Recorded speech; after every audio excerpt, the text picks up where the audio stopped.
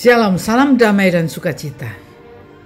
Perumpamaan yang kita dengar dari bacaan Injil hari ini adalah tentang seorang janda. Janda selalu diidentikan dengan kemiskinan dan kesendirian, tanpa pendamping, tanpa pengayom. Jadi lemah dan miskin. Kelihatannya janda itu berada dalam permasalahan dengan seorang atau satu pihak yang kuat. Demikian kuat kekuasaannya atau mungkin juga hartanya. Sehingga kalau berperkara orang itu pasti menang. Janda itu tahu yang bisa memenangkan dia hanya satu orang, yakni seorang hakim yang lalim, yang tidak punya belas kasih, tidak menghormati siapapun, bahkan kepada Allah tidak takut. Tetapi karena percaya bahwa hakim itu satu-satunya yang mempunyai kekuasaan untuk memenangkan perkaranya, maka janda itu tidak punya jalan lain. Dia pun nekat. Dengan bondo nekat itu, dia datang kepada si hakim lalim itu. Satu kali tolak, dua kali ditolak. Bahkan bisa-bisa janda itu dihina, diusir. Tapi janda itu tidak peduli. Dia datang terus, meminta dan meminta, mengganggu ketenangan hakim itu, sampai akhirnya hakim itu menyerah, mengalah, karena takut diganggu terus-menerus. Jadi akhirnya hakim itu membenarkan janda itu dalam perkaranya, bukan karena belas kasih, tetapi karena tidak mau diganggu. Demikianlah, kalau hakim yang lalim saja akhirnya mau mengabulkan permohonan si janda itu, apapun alasannya, apalagi Allah. Dikatakan dalam Injil, tidakkah Allah akan membenarkan orang-orang pilihannya yang siang malam berseru kepadanya?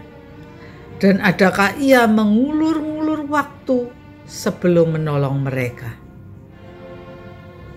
Yesus memberi contoh melalui kisah janda miskin ini.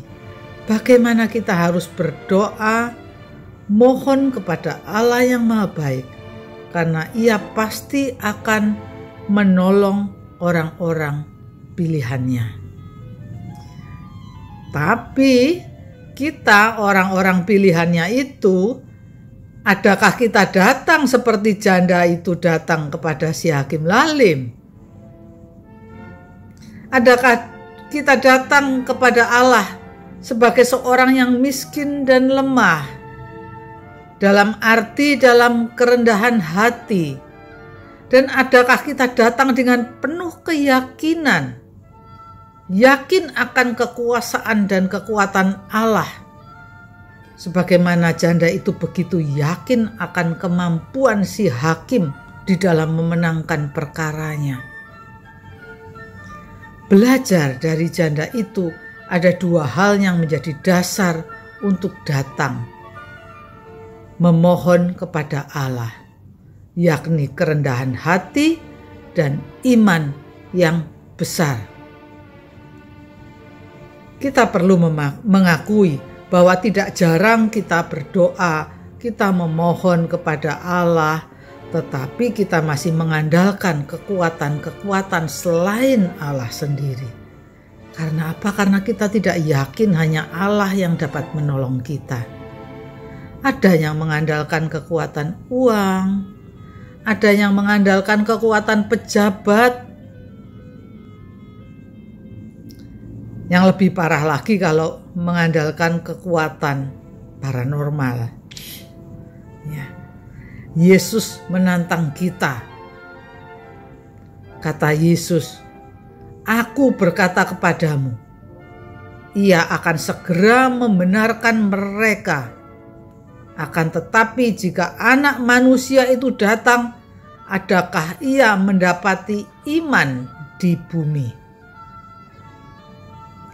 Para sahabat, marilah kita mohon rahmat kerendahan hati dan rahmat kekuatan iman, agar kita makin berani mengandalkan kemurahan dan kekuasaan Allah yang Maha Pengasih, agar kita dapat berdoa dan berserah kepadanya dengan kerendahan hati dan iman yang besar.